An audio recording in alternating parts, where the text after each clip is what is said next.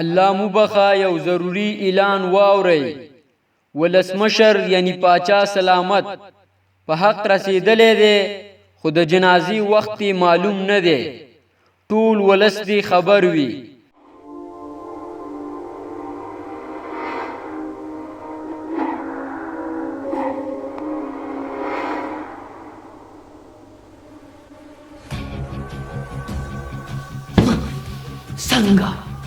څنګه زما په ژوندون زما د مرګ اعلان کېږي هغه هم زما په سلطانیت کې ورشه او چا چې زما د مرګ خبر خپور کړی دی لاس دې ولې ماته راوله نه لاس دې ولې نه پونه یې راکش کا او زما دربار ته یې راوله ورشه پاچا صاحب خو نو هغه به زه چېرته پیدا کوم چې د هر ځای نه یي که د ځمکې او که د اسمان یي را پیدا یې که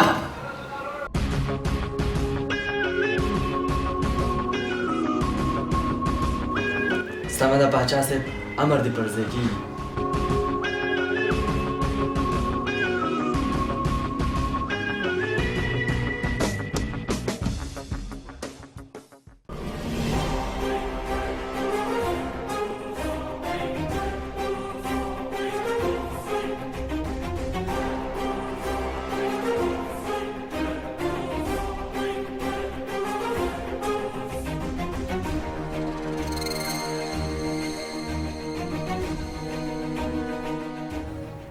شروع به د همدې نه وکړو راځه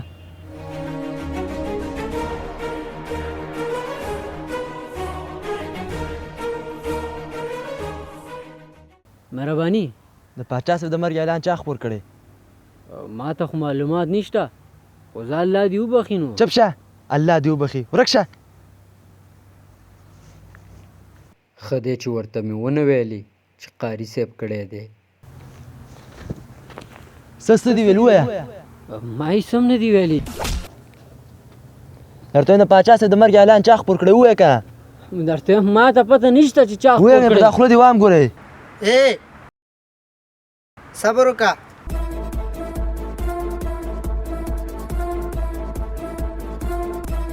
والکه دا ولې واخې قاري صاحب ته په منځ کې مه راځه دا پوهېږي چې د پاچا صاحب د مرګ اعلان چا کړی د باچا صاحب د مرګ اعلان ما کړی قاري صاحب ته هاو په ډېرې بښنې سره ته ما سره پاچا صاحب دربار ته لاړ شي سمه ده راځه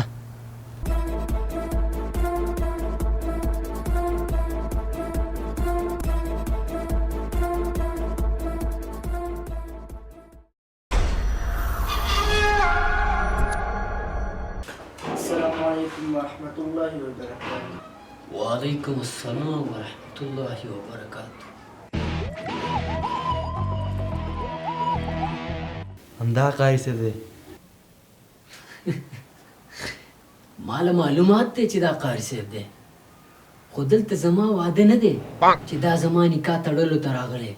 او نه زما جنازه ده په دې زه څه وکړم نه پاچا صاحب همدغې قاري صاحب ستاسو د مرګ اعلان خپور کړی و ښه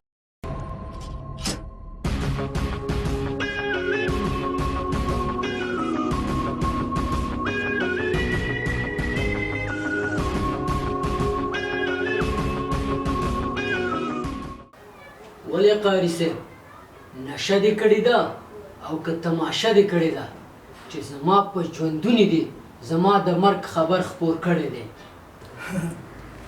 استغفر الله نه مې نشه کړې ده او نه مې تماشه کړې ده خو زه اریان یم چې ته څنګه ژوندی ما چې د ښار حالات ولیدو نو فکر مې وکړ چې تا د دنیا سترګې پټې کړي او مړ شوې ځکه هر سړی د خپلې خوښې کار کوي قاضي صاحب په چوکۍ ناست هلته رشوت علي او چارواکي ظلم کوي او غل په نړه ورځ غلا کوي خلک راځي او په نړه ورځ قتل کوي